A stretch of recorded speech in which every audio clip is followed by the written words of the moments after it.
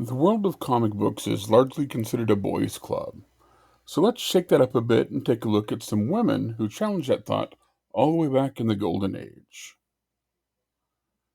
Born in Vienna, Lily Renée was a Holocaust survivor who had never even seen a comic book when she replied to an ad looking for comics artists. Her first work was in the feature Werewolf Hunter for Fiction House, where she convinced the writers to make it about magic because she wasn't sure how to draw werewolves. She illustrated an acclaimed run of Jane Martin, but is mostly known for the spy series Senorita Rio. She was the subject of the graphic novel Lily Renée Escape Artist about her remarkable life, and also a short documentary film simply called Lily. Janice Valleau was only 16 when she got her start in comic books, illustrating the glamorous detective Tony Gale for Novelty Press. She also worked on several humor strips for Quality Comics, Daffy, Bob and Swab, Pinky, and many others before working for Archie Comics. When the moral panic surrounding comics caused sweeping changes in the 1950s, Vallow lost her job and retired from the industry. Her story can be found in the book 10 Cent Plague.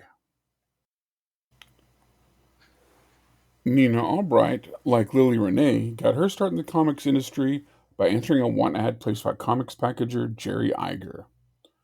For his shop, she produced work for many publishing companies. She created Molly O'More and Scoop Scanlon for Hellnet.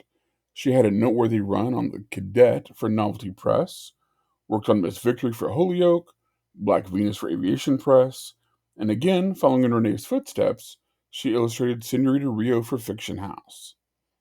In the 1950s, Albright, like so many others, left the comics field, and she began doing illustration work for books and magazines. Fran Hopper is another cartoonist who got her start through the Iger studio, producing work primarily for Fiction House. Hopper worked across multiple genres, but is mostly known for her work on three main features: Mister from the Moon in Planet Comics, Camilla in Jungle Comics, and Jane Martin in Wings Comics, which also includes her last confirmed comics work in 1947.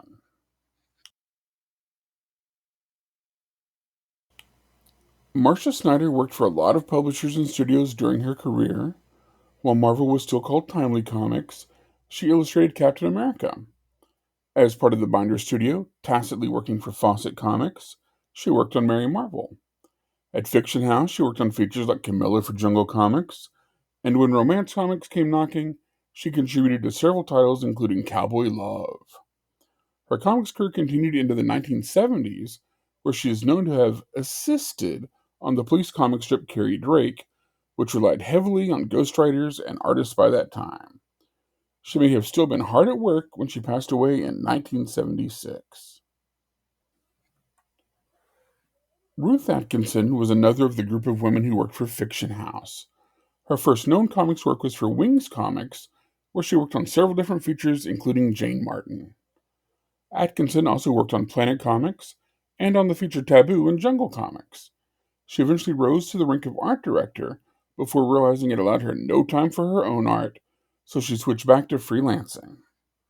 As a freelancer, she scripted and illustrated the first issue of Millie the Model for Timely Comics and their editor Stan Lee before co-creating the character Patsy Walker with Otto Binder. She also worked on some of the earliest romance comics for Lev Gleason before retiring from comics to raise her children. Tarpé Mills is a pseudonym for June Tarpé Mills. She created several characters like the Purple Zombie and the Catman before creating her most famous character, Miss Fury. Mills created Miss Fury as a syndicated comic strip in 1941, predating Wonder Woman by 8 months. And while this doesn't make her the first female superhero, Miss Fury is the first female superhero created by a woman. Timely Comics issued reprints, complete with paper dolls, expecting girls to be the target audience. But that was undercut by the U.S. Army Air Corps, whose airmen painted Miss Fury on at least 3 planes that we know of. Sadly, Miss Fury ended in 1952, falling prey to the censorship of the era, and Tarpé Mills retired from comics with a brief resurgence in the 1970s. So, where can you read them? All of the Golden Age comics shown here and many, many more can be found in Atlanta, Texas Public Library's Overdrive ebook collection, now featuring vintage comics from women cartoonists of the Golden Age from Guadalajara Comics, with more great titles being added all the time.